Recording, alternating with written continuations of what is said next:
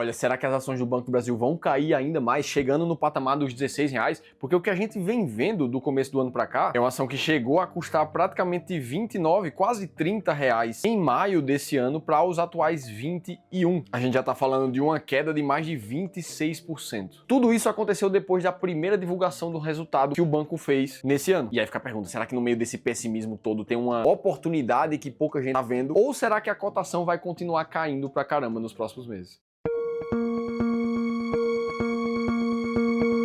Boa, vamos lá, e já não é mais segredo para ninguém que as ações do Banco do Brasil são uma das mais consolidadas que a gente tem na nossa bolsa. Olhando o histórico recente dos últimos 10 anos, o aumento de receita mostrada por essa barra azul foi gigantesco, principalmente considerando o período pós-2021. Com isso, o lucro do banco acompanhou um crescimento também, que é essa barra verde do gráfico, o que naturalmente fez com que o dividendo do banco multiplicasse por mais de 4 vezes quando a gente olha um período entre 2016 até 2024. Não à toa, esse aqui é um dos ativos favoritos por vocês que nos acompanham aqui no canal, como é o caso do Augusto, do Fábio e do Lemuel ali. Até que a gente viu o resultado do primeiro trimestre desse ano, onde o lucro veio bem abaixo do esperado e num dia só as ações do banco chegaram a cair mais de 12%, passando de queridinha no mercado financeiro para o patinho feio, como comenta essa notícia ali do Estadão Investidor. E se você nos acompanha aqui no canal, você já deve ter visto por que isso aconteceu. A principal razão foi o peso que o agronegócio tem na carteira de crédito do Banco do Brasil. E quando esses investidores passam a não pagar no prazo o que eles devem para o banco, a inadimplência sobe pra caramba, o que afeta diretamente a receita do banco. Razão número 2 foi a nova regulação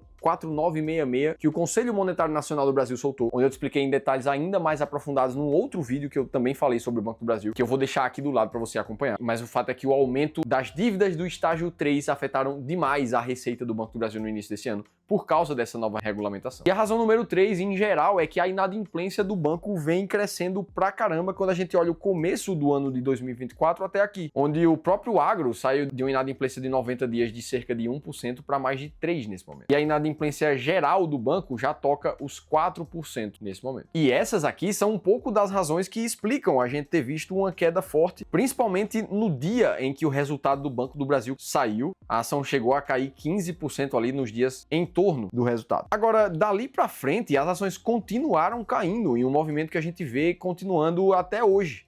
Foram mais 12,9% de queda, pelo menos até o dia em que eu gravo esse vídeo aqui. E é justamente por isso que muita gente começa a se perguntar, poxa, ela já bateu R$21 de cotação, será que vai bater 20, 18, 17 reais? Porque em primeira vista isso aqui pode acontecer, basta essa tendência aqui continuar. Agora, vamos pensar um pouco mais racionalmente, vamos fazer conta para entender se isso é plausível ou não. E para isso, vamos olhar para as principais informações aqui do Banco do Brasil. Nos últimos 12 meses, mesmo considerando os dividendos, a gente vê uma queda de mais de 11%. O dividend yield atual está em cerca de 10,7%, e aqui já tem uma observação extremamente importante que a gente precisa fazer. O dividend yield de uma empresa, ele é calculado em porcentagem a partir da comparação do dividendo pago em reais, no caso do Banco do Brasil, dividido pelo preço da ação. Isso quer dizer que se uma empresa ela paga R$1 de dividendos, por exemplo, e ela tem um preço cotado na bolsa de R$10, o dividend yield dela vai ser de 10% automaticamente. Ora, agora vamos imaginar um outro cenário, onde essa mesma empresa continua pagando os mesmos R$1 de dividendos, só que agora a cotação dela não é mais de R$10, foi para R$5, ela caiu 50%. Isso significa que mesmo sem mudar a distribuição de dividendos dela, o dividend yield saiu de 10% para 50%. E aqui a gente já começa a entender por que o dividend yield do Banco do Brasil saiu para cerca de 8, 7%, como ele estava há um tempo atrás, para mais de 10,5% nesse momento, justamente por causa da queda da cotação. E aí, beleza, se a gente olha para a performance de um período um pouco mais alongado, nos últimos 5 anos, a cotação do Banco do Brasil ainda tem uma valorização de 85%, considerando os dividendos, mesmo depois da queda. E aqui eu puxei o fato relevante que o Banco do Brasil soltou no começo desse ano e que ele costuma fazer sempre, divulgando já previamente todas as datas de anúncio e de pagamento dos dividendos do ano corrente. Aqui a gente tem duas separações que são relevantes. A primeira delas dizem respeito às datas de pagamento antecipado, onde ele faz isso uma vez a cada trimestre, que basicamente ele visa pagar um dividendo relativo já ao lucro do trimestre atual. Ou seja, ainda enquanto está acontecendo o primeiro trimestre do ano, ele já vai lá e paga um dividendo mesmo sem ter fechado esse período. É o que acontece aqui com o exemplo do primeiro tri de 2025. A data de anúncio desse dividendo foi no final de fevereiro e o pagamento já aconteceu no final de março. O que é diferente dessa segunda parte, que são os pagamentos complementares, onde depois de ter fechado o resultado resultado trimestral, o banco vai lá e faz mais um anúncio de dividendos referente ao mesmo trimestre, no caso do primeiro tri. A data do anúncio foi em 12 de maio e o pagamento foi em 12 de junho desse ano. Então, para cada trimestre, o banco tem um pagamento antecipado e um pagamento complementar, somando 8 pagamentos ao longo do ano nesse fluxo. Ora, no momento em que a gente está agora, já mais para a segunda metade de junho, ele já fez 4 pagamentos ao longo do ano. Falta o segundo semestre inteiro agora. E para a gente ter uma noção do que aconteceu no ano passado, em 2024,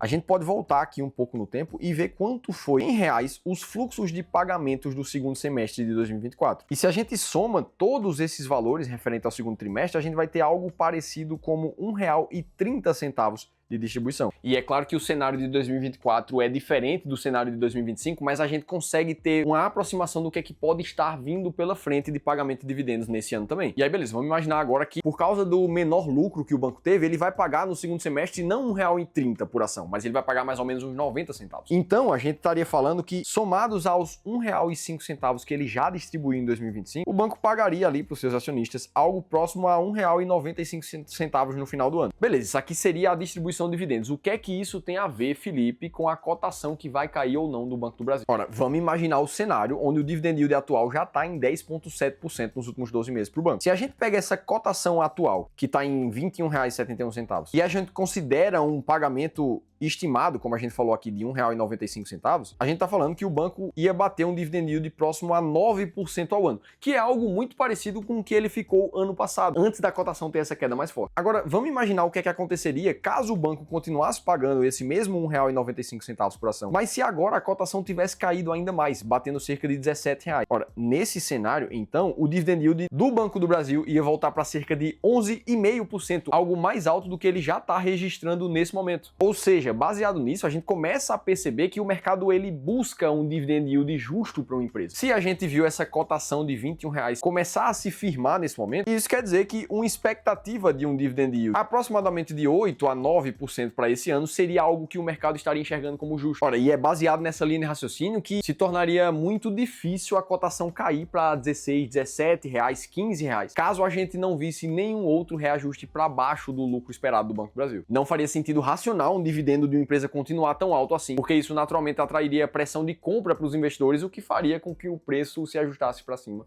novamente. E é fechando essa linha de raciocínio que, do meu ponto de vista, caso tudo continue como está, acho muito difícil as ações do banco caírem até lá. Agora, no mercado, tudo pode acontecer, basta sair isso aqui de resultado diferente da expectativa para a gente ver mais quedas, como a gente já viu no começo do ano. E, inclusive, a história do Banco do Brasil no longo prazo também é de altos e baixos. Afinal de contas, se a gente puxa um histórico de 1994 até aqui, as ações do Banco do Brasil, mesmo considerando os dividendos, ela ainda perde pro próprio CDI no mesmo período. E aí é nessa hora que eu sei que muita gente ainda fica na dúvida. Tá, Felipe, mas então, depois dessa queda toda, já faz sentido comprar Banco do Brasil? Será que ela já chegou no fundo do poço? Ou será que eu espero um pouco mais ainda para comprar? E só tem uma forma clara de você tomar essa decisão mesmo no meio da incerteza, que é o que eu quero te mostrar nesse momento do vídeo. Até porque esse foi o mesmo tipo de dúvida que teve esse investidor aqui, que eu vou chamar de Fred, como um nome fictício, que tinha uma carteira real com um patrimônio de mais de R$3.700.000, destes, mais de 2 milhões alocados no Banco do Brasil. Essa carteira chegou pra gente aqui no Clube do Valor no final de 2024. E o Fred, naquele momento, não tinha clareza se ele deveria continuar com a concentração tão alta nas ações do banco. Inclusive, a gente já mostrou a história desse investidor aqui no canal, e várias vezes a gente ouviu comentários como: ah, esse cara é um gênio, só de dividendos ele recebeu mais de R$150 mil